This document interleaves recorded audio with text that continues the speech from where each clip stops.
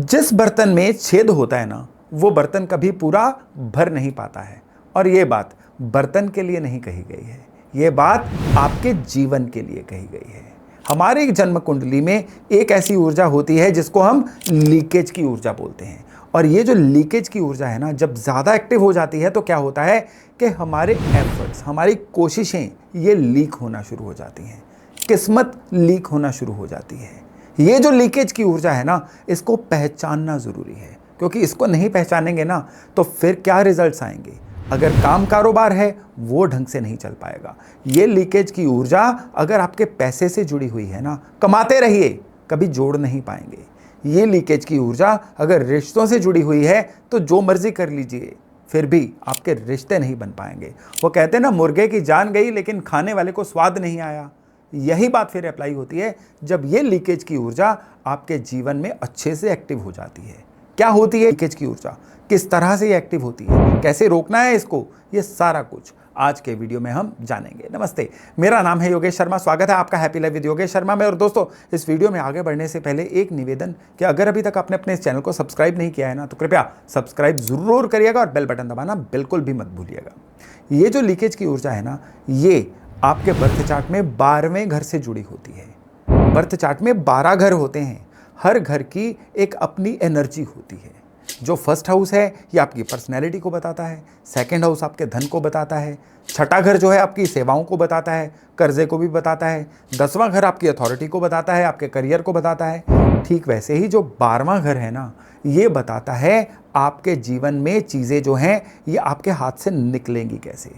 आपके जीवन से जो ऊर्जा का क्षय होता है या ऊर्जा की जो लीकेज होती है ये किस तरह से होगी, ये 12वां घर बताता है। 12वें घर में अगर सूर्य आ जाता है ना, तो इंसान को पर्पस ऑफ लाइफ पता नहीं चलता। 12वें घर में अगर चंद्रमा आ जाता है ना, तो ऐसा इंसान जो है इसको डिस्टर्ब्ड स्लीप्स रहती हैं, उसका थॉट प्रोसेस जो है ना ये बहुत ही ज़्यादा अजीब बन जाता है। ये इंसान कभी भी लगातार एक तरह का बिहेवियर नहीं रख पाता है। 12वें घर में बुध होता है तो दिक्कत और तरह की होती है। ऐसे लोगों की डिसीजन मेकिंग खराब होती है, ये ढंग से चीज़ों को भांप ही नहीं पाते हैं। बृहस्पति 12वें घर में आ जाए तो ऐसे लोग जो हैं ये एक चीज़ छोड़ के दूसरी चीज़, दूसरी छोड़ तीसरी चीज़, ऐसे अलग अलग चीज़ें सीखते रहते हैं। Jack of all trades master of none. या फिर 12वें घर का जो बृहस्पति है ना, ये इंसान क्या कर देता है, ऐसे लोग जो हैं ये फोकस रख के कोई एक चीज़ को सीख नहीं पाते हैं। 12वें घर में शुक्र होता है, अच्छा माना जाता है, लेकिन ये शुक्र अगर कहीं से पीड़ित हो जाए तो इलिसिट रिलेशंस या रिश्तों में ट्रबल ये भी मिलनी शुरू हो जाती है। और अगर राहु 12वें घर में हो तो ऐसे इंसान के मन में एक चाहत बहुत होती है कि किसी ना किसी तरह से रातों रात कुछ पा लिया जाए। या 12वें घर का राहु कई बार ऐसा भी करता है कि 2 मिनट में ही डिसीजन ऐसा ले लेता है जो इंसान को कंगाल तक कर देता है। 12वें घर में केतु हो तो हर चीज़ से डिटैच करवा देता है। संन्यास लेना, चीज़ों को बिल्कुल भूल जाना, जिम्मेदारियां ना लेना, ये 12वें घर के केतु करवाते हैं। 12वें घर में मंगल हो तो ऐसा इंसान जो है एकदम से इम्पल्सिव बिहेवियर रख देता है। लड़ाई करनी है झट से करवा लो, कोई काम शुरू करवाना है झट से करवा लो, प्रोसेस कोई फॉलो नहीं कर पाते हैं। 12वें घर में इस तरह से जो सारे प्लैनेट हैं ना, ये अपने अपनी तरह से अपनी एनर्जी को डिप्लीट कर देते हैं, डाइल्यूट कर देते हैं, हल्की कर देते हैं। लेकिन 12वें घर का जो लॉर्ड होता है ना, अगर आपको ये 12वां घर, लॉर्ड, इन चीज़ों के बारे में कन्फ्यूजन है ना, तो इसी वीडियो के डिस्क्रिप्शन में मैंने अपना एक अर्लियर वीडियो भी लिंक किया हुआ है, उसको भी देख लीजिएगा। उसको देखने के बाद आपको पता चल जाएगा कि 12वां घर क्या होता है या 12वें घर का लॉर्ड क्या होता है। आपके 12वें घर में जो भी राशि है ना, उसका स्वामी ही 12वें घर का लॉर्ड होता है। अब ये जो 12वें घर का लॉर्ड है ना, ये है आपके बर्थ चार्ट का या आपके जीवन का लीक पॉइंट, आपके बर्तन का छेद ये है। अब ये 12वें घर का लॉर्ड आपके बर्थ चार्ट में जहां पे भी होगा ना, उस घर के प्रति इंसान को लीकेज मिलनी शुरू हो जाती है। अगर ये लॉर्ड पैसे के घर में बैठ जाएगा तो अब क्या है, धन नहीं टिकेगा। कमाते जाइए, धन टिकेगा ही नहीं। ये 12वें घर का जो लॉर्ड है इनकम के घर में बैठ जाएगा ना, अब पैसा आने से पहले ये इंसान सोच के बैठा होगा कि इस पैसे को खर्चना कहाँ पे है, जोड़ने की बात तो छोड़ ही दीजिए। अब यहाँ पे क्या है कि ये 12वें घर का लॉर्ड अगर लग्न में आ जाएगा, इंसान गन्ने की तरह पिसेगा, पिसता तो जाएगा पर रस नहीं निकलेगा। ऐसा इफेक्ट देता है 12वें घर का लॉर्ड। ये 12वें घर का लॉर्ड मैं रैंडमली बता रहा हूं ताकि आप चीजों को जोड़ पाएं, चीजों से एसोसिएट हो पाएं। यही 12th हाउस का लॉर्ड अगर बर्थ चार्ट के तीसरे घर में होना, तो कई बार क्या होता है कि सिबलिंग्स की वजह से, भाइयों बहनों की वजह से, या इंसान के अपने ही लोगों से नेटवर्क ना बनाने की वजह से जीवन में हर जगह पे ब्लॉकेज आती चली जाती है। ये जो लीकेज का लॉर्ड है ना, ये 4th हाउस से जुड़ जाए ना, अब चौथा घर जो है ना, ये इंसान के सुख के स्थान का है। कुछ इसके जीवन में घटनाक्रम ऐसे होते रहेंगे कि हर चीज अगर होती भी जाए, सुख जीवन में नहीं मिलेगा। इंसान के जीवन में हर काम करने के पीछे एक मंशा होती है कि उस काम से उसको सुख मिले, लेकिन 12वें घर का लॉर्ड अगर चौथे स्थान में बैठ जाएगा तो ये सुख नहीं लेने देगा। ये लीकेज का लॉर्ड क्या करेगा, ऐसे लोग ना अपने घर में प्रॉपर रह पाते हैं, कई बार ऐसे लोग घर बना ही नहीं पाते हैं, घर बनाने की कोशिश करते हैं, कोई ना कोई अड़चन आन पड़ती है, कई बार पैसे जो हैं वो कम पड़ जाते हैं, पैसे जब जुड़ते हैं तब तक उस प्रॉपर्टी के रेट बढ़ चुके होते हैं, कई बार क्या है बिल्डर को पैसे दे दिए लेकिन पोजेशन नहीं मिला, कई बार क्या है घर ले लिया लेकिन काम के सिलसिले में दाएं बाएं जाना पड़ गया, अपने घर में रह ही नहीं पाए। ऐसे योग भी बनते हैं ऐसे लोगों के। 12वें घर का लॉर्ड 5th हाउस में आ जाए तो ये क्या करता है, या तो संतान के प्रति थोड़ा सा डिटैच करवा देता है, नहीं तो वैसे 5वें घर में 12वें घर का लॉर्ड हो ना, तो ऐसी देखो 12वां घर क्या है, बांटने का भी घर है, और 5वां घर शिक्षा का है। ऐसे लोग पढ़ाने में बड़े चैप्टर होते हैं, पढ़ाने में बड़े तेज होते हैं। इनका जो सिखाया हुआ है ना, सामने वाले को अलग अलग उदाहरण देके समझाना।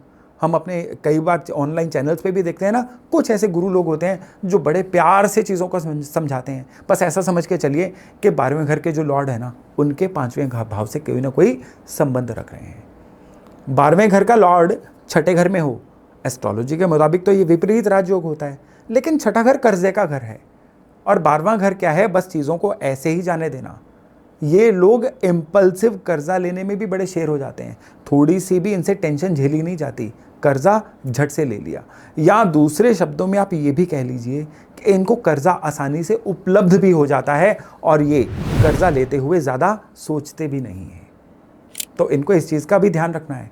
12वें घर का लॉर्ड छठे घर में होगा ना, तो बीमारियां भी ऐसी होंगी जिन पे से बूंद बूंद करके उनका पैसा लगता भी रहे और जल्दी ठीक भी ना हो।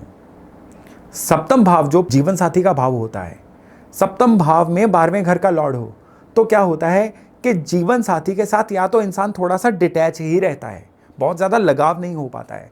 चलो ये तो शुक्र के ऊपर भी डिपेंड करेगा, या कई अन्य कारण होंगे जिनसे ये चीज़ जो है कहीं ना कहीं डाइल्यूट हो जाएगी।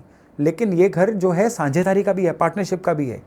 ये जो 7वां भाव होता है ना, ये व्यापार का भी भाव होता है, और स्पेशली कौन सा व्यापार, जो साझेदारी में किया जाए। इनको साझेदारी कभी फलेगी नहीं। अब साझेदारी मत करिए, अपने दम पे काम करिए, फिर काम चलेगा।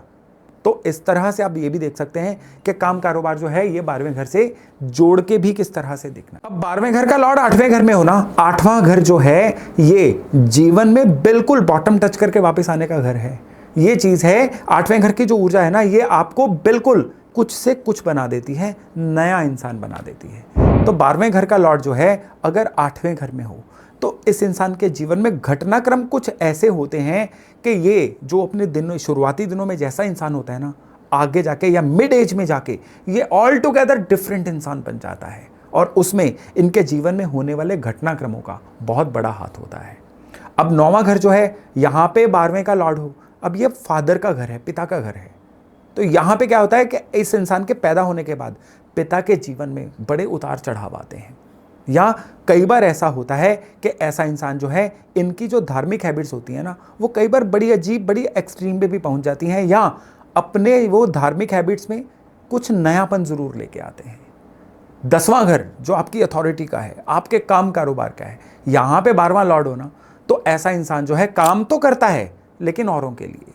ऐसा इंसान काम तो करता है लेकिन अपने काम की रिकॉग्निशन उसको कभी भी ढंग से मिल नहीं पाती है, या उसके काम करने का तरीका थोड़ा कैजुअल हो जाता है, और उस वजह से भी उनका जो करियर का ग्राफ है ना, वो बहुत ज़्यादा बढ़ नहीं पाता है। लेकिन ऐसा इंसान समझता नहीं है इस बात को। ऐसा इंसान हमेशा नुक्स निकालेगा कि उसकी परिस्थितियां खराब हैं, उसकी किस्मत खराब है, उसका बॉस खराब है, उसके ऑफिस का माहौल खराब है, उसको घर वालों ने सपोर्ट नहीं किया, 20 चीज़ें हैं। लेकिन अंत में चीज़ यही निकल के आती है कि उनका अपना काम करने का जो तरीका था ना, वो कुछ इस तरह का कैजुअल था, या अपने काम में वो महारत नहीं ले पाए, जिसकी वजह से वो जीवन में ग्रोथ नहीं ले पाए। और 11वें भाव के बारे में मैंने शुरू में बताया आपको कि पैसा आने से पहले जाने के रास्ते तैयार। अब 12वें का लॉर्ड 12वें में बड़ी अच्छी बात है। ऐसे लोग जो हैं फोकस्ड रहते हैं, ऐसे लोग जो हैं भगवान से जुड़ने की या स्पिरिचुअल होने की चेष्टा भी करते हैं। तो ये योग जो है ये अपने आप में एक अच्छा योग है। अब सारी बात कहने का भाव ये था आपके लीकेज का लोड, देखिए बर्थ चार्ट में 12 भाव है ना, मैं धीरे धीरे एक सीरीज लेके आऊंगा, आपको हर एनर्जी के बारे में बताऊंगा, लेकिन आप अपने जीवन में इन चीजों को जोड़ के देखिए। आपको कई बार लग रहा होगा कि आपने कोशिश की, लेकिन वो कोशिश जो है वो ढंग से चल नहीं पाई। आपने कई बार नोट किया कि आप अपनी जगह पे पूरी तरह सही थे, लेकिन आपको धन का लाभ हो ही नहीं पाया। अब आपको पता चला कि आपके धन के बर्तन में छेद कहां पे था। कई लोग जो हैं घर नहीं बना पा रहे हैं, कई लोग जो हैं अपने जीवन में सतत स्ट्रगल करते जा रहे हैं। ये सारी वो लीकेज की एनर्जी है जो उनकी कोशिशों से जुड़ी हुई है। अब इस लीकेज की एनर्जी से पार कैसे पाया जाए? इसको पार पाने का एक सबसे बढ़िया तरीका तो है कि अपने बर्थ चार्ट के अनुसार जो आपके 12वें घर का राशि लॉर्ड है उसका उपचार किया जाए। ये सबसे सटीक फार्मूला। तो इसका जो है कस्टमाइज्ड हल हो सकता है, इसका कोई फ्लैट फार्मूला नहीं हो सकता है। फिर भी बर्थ चार्ट में 12वें घर के साथ क्या जुड़ा हुआ है? घर की छत जुड़ी हुई है। तो घर की छत साफ रखना आपके घर की, आपके जीवन की लीकेज की एनर्जी को कंट्रोल करता है। खाली यही नहीं, आपके घर का जो साउथ ईस्ट एरिया है ना, वहां पे पानी का वास मत रखिए, वहां पे अग्नि का वास रखिए, वहां पे आप ब्लू कलर मत रखिए। इससे भी आपका 12th हाउस जो है वो नॉर्मल बनता है, वो कंट्रोल्ड रहता है, अनकंट्रोल्ड नहीं होता है। तो अपने जीवन में इस लीकेज की एनर्जी को पहचानिए, उसको कंट्रोल करिए, फिर आपके द्वारा की गई जो कोशिश है ना, ये आपके नतीजों में दिखाई देने वाली है। तो चलिए आज की चर्चा को यहीं विराम देते हैं। मैं आशा करता हूं इससे लाभ लेके आप अपने जीवन को बहुत ही बढ़िया से संवार पाएंगे। बहुत जल्द मिल रहे हैं हम एक नए टॉपिक, नए विषय के साथ। अपना खूब ध्यान रखिएगा। नमस्ते।